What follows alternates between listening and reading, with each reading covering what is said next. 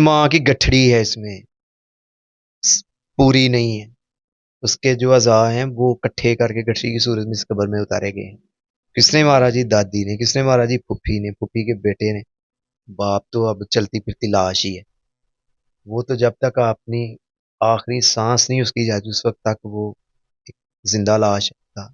इतना बड़ा जुल्म, इतनी बड़ी बर्बरियत, और ये छूट जाए। एक कानून यहाँ है, एक कानून ऊपर है। किसी अदारे तक ये वीडियो अभी तक नहीं पहुंची। जो नए इंकशाफात सामने आए हैं, फिर किसी ने उसको पकड़ा होगा, किसी ने उसको दाएं बाएं किया होगा, वो रोया भी होगा, किसी ने पता नहीं अब उसके मुंह के अंदर भी कोई कपड़ा डाला हो या उसको चुप करवा के उसको भी दबकी लगाई हो। उसके सामने भी कोई सीन ऐसा हुआ होगा। जब मैं ये सोचता हूँ, या आप सोचेंगे या कोई और ये भी तो सोचे। वो बच्चा जब बड़ा होगा तो किन अल्फाज में याद करेगा ये अपनी जो, जिसको दादो कहता था, खाला कहता था, मामी मतलब होंगी कुछ उसकी, इस तरह को मामला में जब वो चीजें मैं हैं। अक्सर ये एक वीडियो में मैं बात कर रहा था कि जब वो बड़ा होकर अपनी माँ की कब्र पे जाएगा, उसको उस वक्त लोग बताएंगे ना, पता चलेगा इस कब्र के अंदर मेरी माँ है, लेकिन माँ की गठड़ी है इसमें, पूरी नहीं है।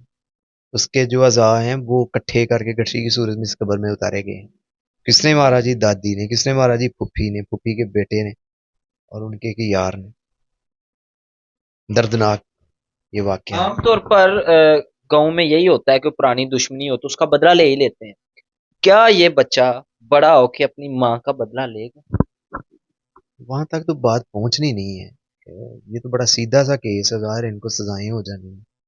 यहाँ पे पाकिस्तान में कौन सी इतनी बड़ी सजा हो जाए? अल्लाह अल्लाह ना करे कि वो ऐसे माहौल में परवरिश कर पाए।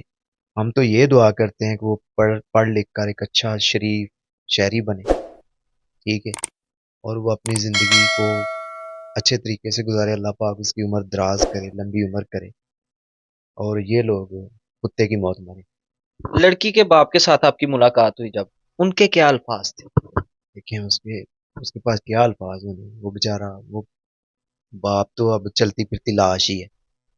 वो तो जब तक अपनी आखिरी सांस नहीं उसकी जाती उस वक्त तक वो एक जिंदा लाश है। उसके जिगर के टुकड़े हुए हैं, ज़ारा के जो टुकड़े हुए हैं, उस बाप की बेट के जिगर के टुकड़े हुए हैं। आप उसके बाप की बात कर रहे हैं। उस गांव कोटली मरला में जाके हमने हर बाबे के पास जब हम गए हैं तो हर बाबा ऐसे उसकी फीलिंग है जैसे इसकी बेटी जा रहा है, इसकी बेटी जा रहा है। मैंने बड़े जिंदा दिल लोग देखे हैं वहां पे जिन्होंने खुल के मीडिया के सामने इसकी मजम्मत की है, और इन बदनस्ली औरतों के फेल की मजम्मत की है, और इनकी सजा की मांग की है, अपील की है। सब ने अपने हिस्से की जनाब। अच्छा, वहां पे कोटली मरला जो गांव है, वहां के लोगों का मुतालबा क्या है कि कहाँ पे इनको कैसी सजा देनी चाहिए? इबरतनाक इबरतनाक इबरतनाक सजा, कोई ऐसी सजा कि जो उजाला हो उसकी। जिस तरह से बर्बरियत की है, जिस तरह से कत्ल किया है, उससे मिलती जुलती सजा हो। तो हमारे कवानीन में पता नहीं क्या है कि एक औरत को किस तरह सजा दी जाती है। छूट जाएंगे ये भी, ये लोग सजा? देखें, अल्लाह पाक की ज़ात ऊपर बैठी है। मुझे नहीं लगता इतना बड़ा जुल्म, इतनी बड़ी बर्बरियत, और ये छूट जाए। एक कानून यहाँ है, एक कानून ऊपर है। ये वही कानून है, कानून कुदरत, जिसने उसके अज़ा तक इनको पहुंचा दिया।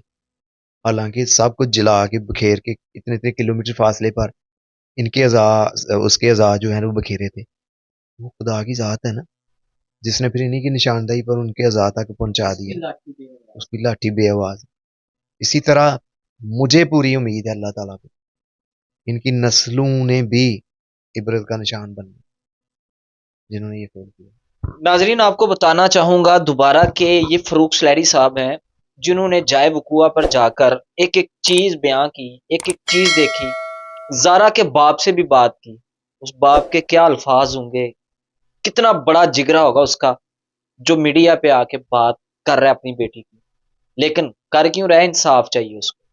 जिसके जिगर का टुकड़ा काट काट कर छोटे हिस्सों में बांट दिया गया हो, जिसको 6 किलोमीटर कोई एक 6 किलोमीटर दूर कोई एक टुकड़ा, 6 किलोमीटर को दूसरा टुकड़ा, और चेहरा है जो जलाया गया है, उसकी राख बना दी गई है ताकि उसकी पहचान छुपाई जा सके, अगर पकड़े भी जाएं तो पहचानी ना जा सके। اور پھر وہی ساس اس نے ہی جا کے ایف آئی آر کروائی ہے، وہی ساس تھی نا کہ جس نے اپنی بہو کے خلاف ایف آئی آر کروائی تھی، تو اس میں کیا لکھوایا تھا اس ایف آئی آر؟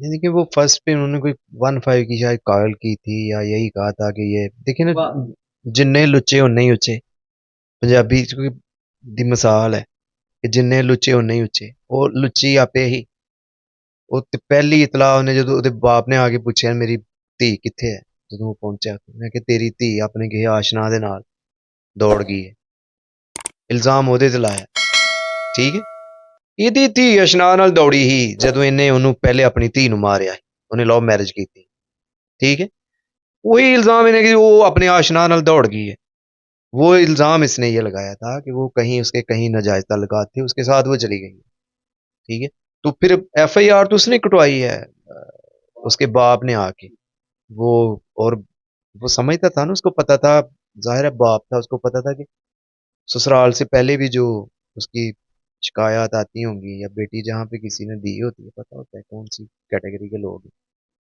انہوں نے اس کا پہلا شک ہی ان پہ تھا، تو پھر وہ شک صحیح نکلا، اس کا انہی سے اس کا قتل نکلا ہے۔ ناظرین اب آپ نے بتانا ہے کہ انصاف کیسے ملے گا، نیچے آپ کمنٹ بھی کریں گے، شیئر بھی کریں گے اس ویڈیو کو زیادہ سے زیادہ، اس لیے شیئر کریں گے کہ اگر کسی ادارے تک یہ ویڈیو ابھی تک نہیں پہنچی، جو نئے انکشافات سامنے آئے ہیں، فروخ سلیری صاحب نے بتائے ہیں، جو انکشاف کیے ہیں کہ کہاں کہاں سے لڑکے ہائر کیے گئے، کس وجہ سے مارا گیا، اب یہ ویڈیو آپ نے شیئر کر کے انہیں داروں تک پہنچانی ہے۔